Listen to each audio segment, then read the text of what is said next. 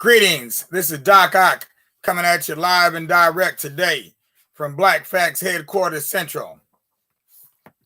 We're about to get kind of mental with the story.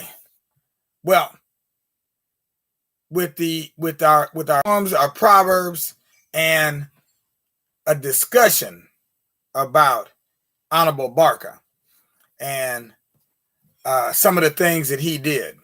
Okay, so just to set everything up, let's go ahead and go to our proverb of the day.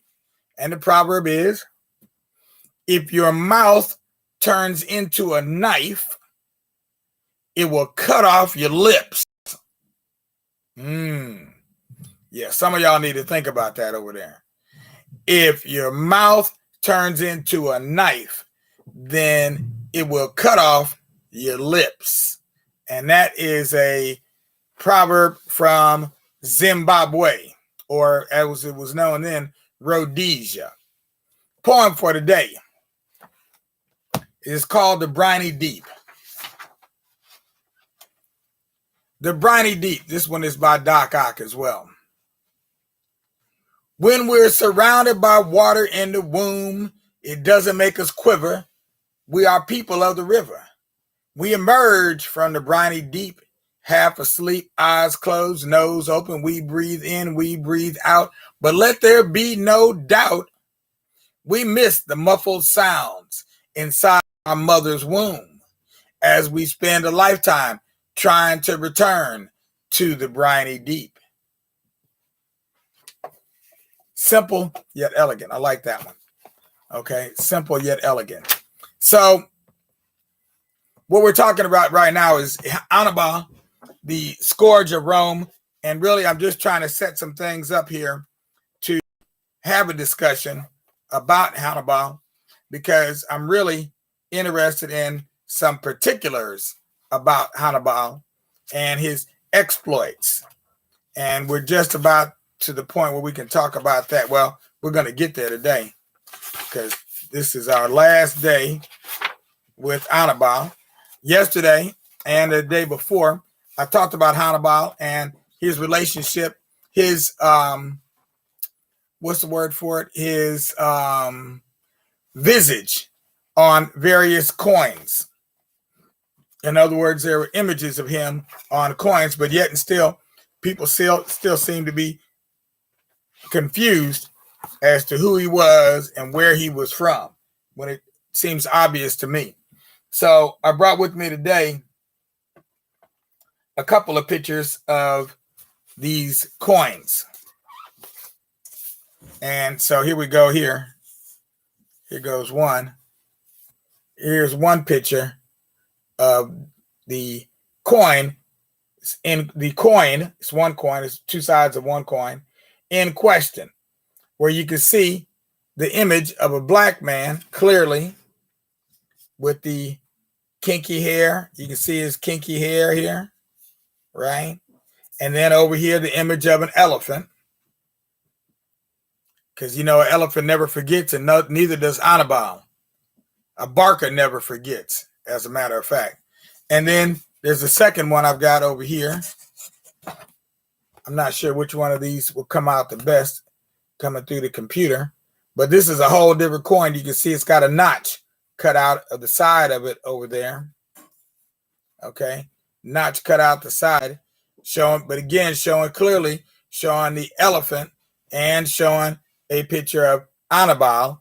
But the way many Western authors, you can read white when I say Western, like to describe Hannibal is that, or these coins, is that what you're looking at is the elephant and the elephant driver. Why would they put the image of an elephant driver on the front of the coin of someone who won a great battle? They put the elephant because that was prominent during the battle, but then they put an elephant driver. Why wouldn't they put the person who led the battle and the elephant who helped win the battle, or that the person rode on? Why wouldn't they do that?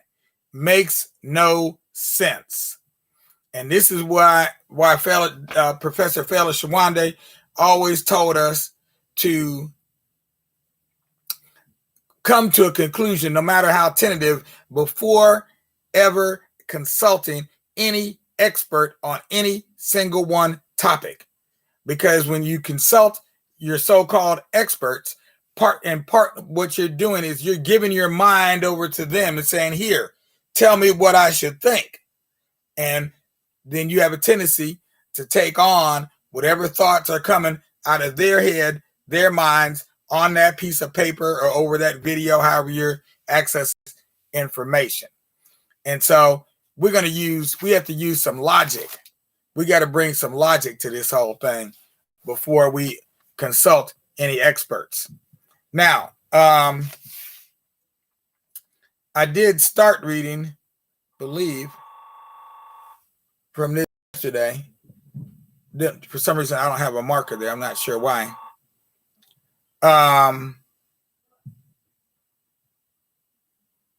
No, actually I didn't. Okay, so I'm going to read some from this, and then we're going to talk about, you know what? I might have to go into extra innings on this one. All right. Title of this chapter, out of Profiles in African Heritage by Edward L. Jones, one of my props from the University of Washington. Title of this chapter is Black Hannibal, 247 to 183 BCE, before the Christian era, the greatest general of all time. And I'm going to put my glasses on, I think, just to make it a little easier, even though I can see the words. Hannibal has been rightly called the father of strategy. He was the first great author of scientific warfare.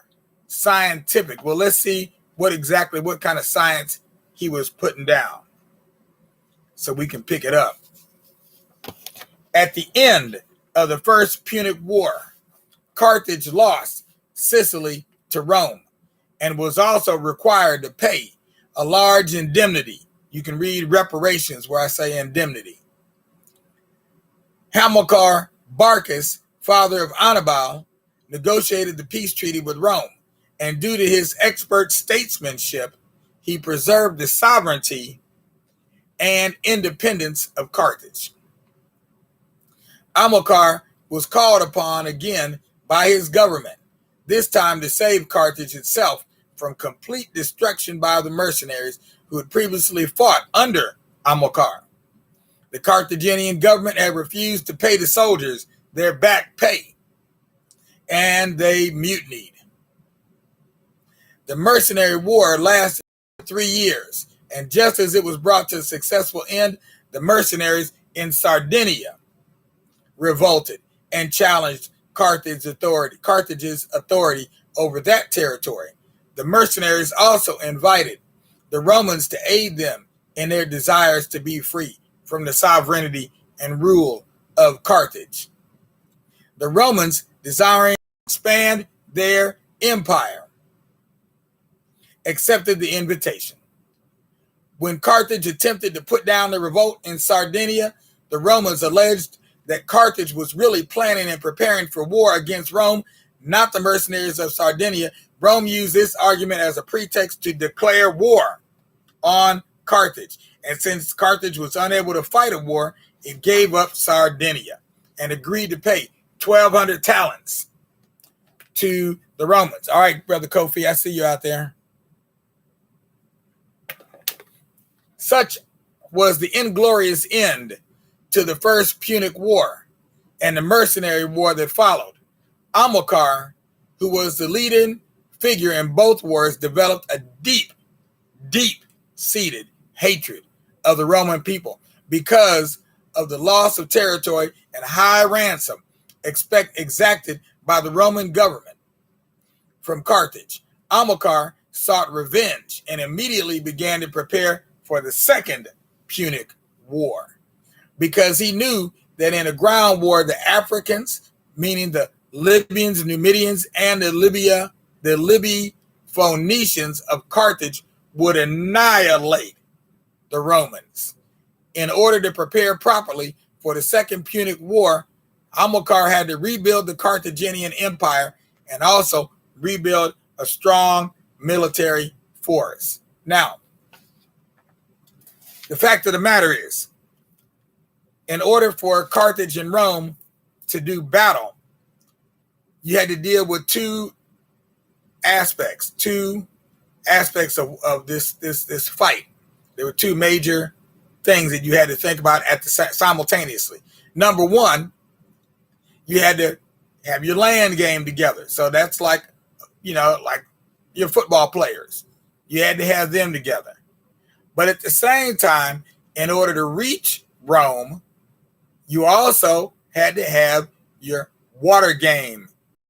So now you're going to play water polo and football simultaneously, because you have to get from Carthage, which is in North Africa, to Rome, which is southern Eurasia. So therefore, on the other side of the Mediterranean. So the Carthaginians, let me see here. The Carthaginians were known for having a, what's the word for it? For having a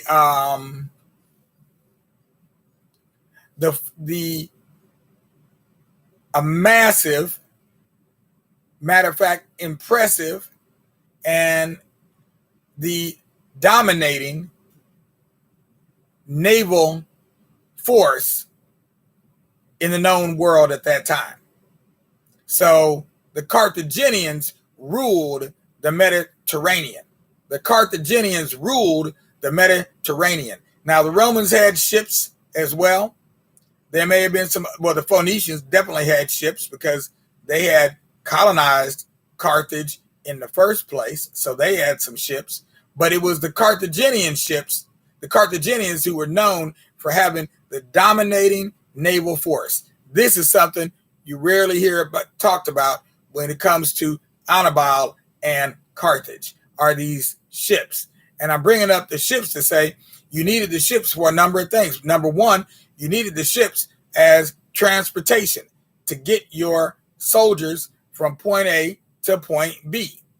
Now, what we've been told is that Hannibal did not want to knock on the front door and attack Rome. He wanted to attack from the back door. So that meant he had to go over, he had to cross the Mediterranean, but he could cross it at its narrowest point, right up there.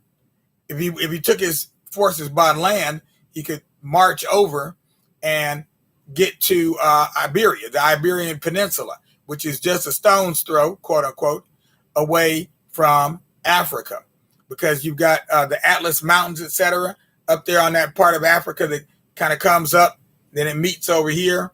There's a little corner over here, right at the end of at the edge of the Mediterranean, and then it's just a short distance from there to the lowest point of the Iberian Peninsula. So on this side, we have the Rock of Gibraltar. It's how we say it in English, but it's actually it's actually Gibral Tariq, the Gibral Tariq, the Rock of Tariq, and Tariq was another African general whose story we're not going to go into.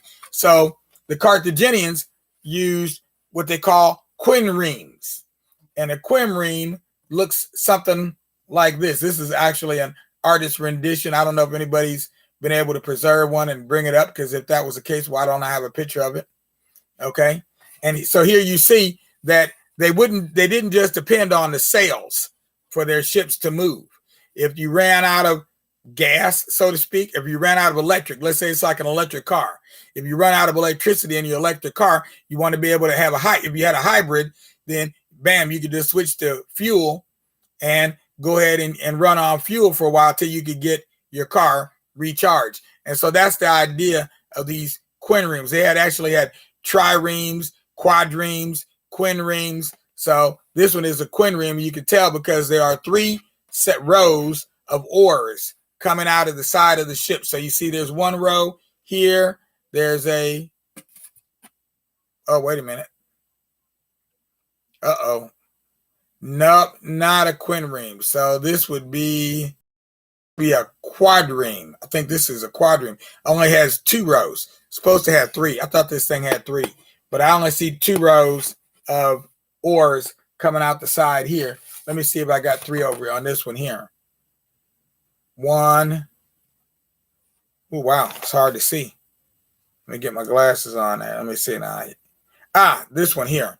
This is the one that had the 3. I knew one of them should have had 3. So this is a quinreme here. That was a quadrime there. So 1 less bank or row of oars coming out the side of the ship. And so this is how they were able to power their ships, whether there was a breeze or not, or whether the breeze was blowing, the wind was blowing the right direction or not, made no difference. They still had a way to keep their ships moving. Okay. And so when it comes to the question then, so the question for me was that I asked about Hannibal is how the heck did he get the elephants from Africa onto the Iberian Peninsula? And as you can see, with the size of these ships, he could very well carry elephants. Maybe he would carry horses with him, or maybe he would just pick up horses when he got to the other side. I'm not sure where the horses came from, if he brought them with him or he picked up horses on the other side. May have done some of both, because Hannibal was good at enlisting the local talent, mercenaries, to come with him to attack Rome. He did a lot of recruiting of the locals on his way to Rome. And so the reason I'm bringing all this up is because we're talking about African adventures on the water. Hannibal is not typically mentioned as one of these adventurers that used the oceans or the seas, lakes, rivers, etc. He's not typically mentioned in that regard. But as I began doing my research, I've learned about a number of civilizations in North Africa, all the way across North Africa, coming all the way down into Ethiopia, etc., that all were known to be great seafarers. So that includes the Egyptians, the Carthaginians, the Moroccans, and the Ethiopians at different times. Not necessarily the Somalians too, because the Somalians were known to be pirates. Okay, meaning that they would attack ships coming through various areas, either on the Red Sea or in some case, for some of the other people I mentioned, they would attack on the Mediterranean. And so this whole there was warfare going on the high seas, on the Mediterranean for centuries, thousands of years. There's been this warfare going on the Mediterranean, but we rarely hear about it in conjunction with people like Hannibal. But obviously, the other purpose for these ships was to reinforce the troops. Once you got to the other side and you're marching on to Rome, you may need what's the word for it? Supplies. And so you could be sent a supply ship. So that's talked about in the story. It's talked about these supply ships, etc., and whether or not they got a fresh supply of food and maybe ammo, other things that they needed, whether they got a fresh supply from Carthage or not. And sometimes those Carthaginian senators were just like the Romans, or the Carthaginian council was just like the Roman council, and said, hey, you know what? We ain't got the money for all that, man. Y'all spending too much money. Just like the U.S. said about the space race. Yeah, we're spending too much money on that. All we got out of it was some Teflon. And wouldn't have been able to have Teflon Don without going into outer space. So that's really where I've been going to with this whole discussion about Hamilcar Barca, the father, and Hannibal. So right at this point, I've already run out of time. So I'm going to have to shut this one down.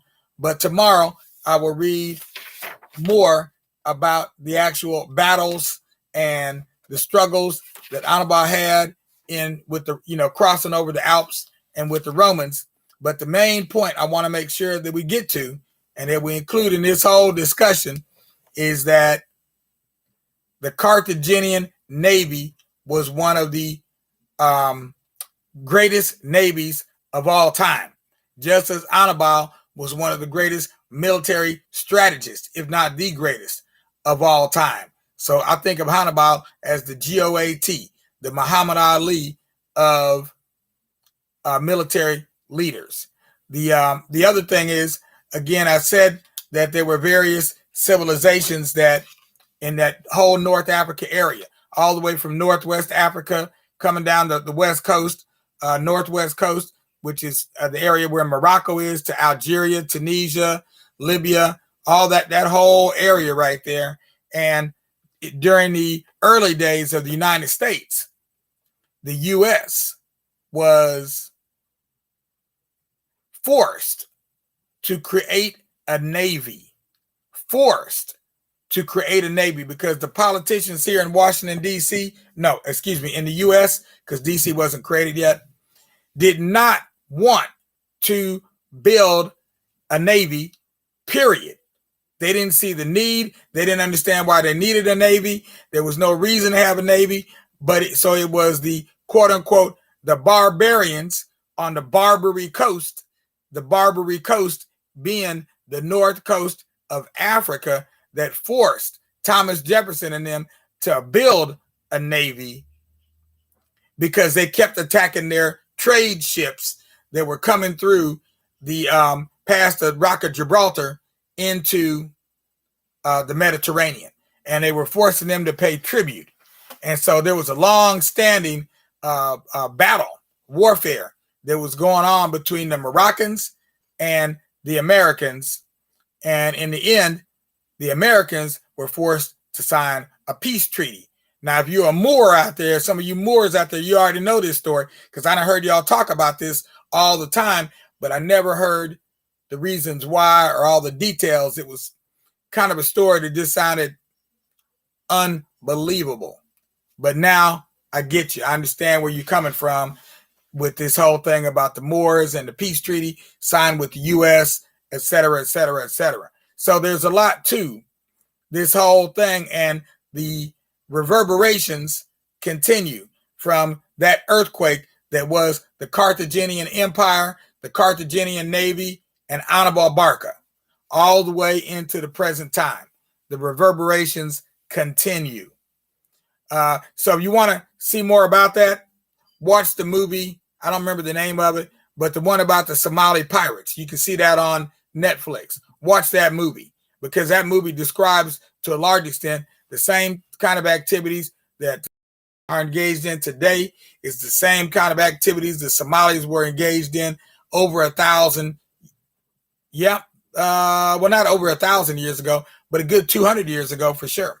A good 200 years ago, they were engaged in the same types of activities. So history does repeat itself, and the present is based on the past. So if we want to understand a story and have a good idea of what really did happen, we've got to have an idea of the past, or what's happening now. In order to understand what's happening now, we have to understand the past. That's the only way to do it. So meanwhile, this is Doc Ock here at noon and 9, coming at you from Facts Headquarters Central. I'm signing off. Don't forget, send in those donations. Make those donations right there below. We still need more funds to continue our work. And next month is going to get real. It's going to be on and popping. Starting on November 1, we're going to have some real fun, because we're going to get into the establishment of Black studies as a discipline by people like Dr. Edward W. Crosby. So all you Kent Staters out there, all you people that went to Kent State, it's time to pony up. Go ahead and plop down your $5 right now. Just make a donation, because I'm getting ready to drop some knowledge that you definitely couldn't get in no college, even here at Kent State University. Peace out, y'all. I'll be Black forever.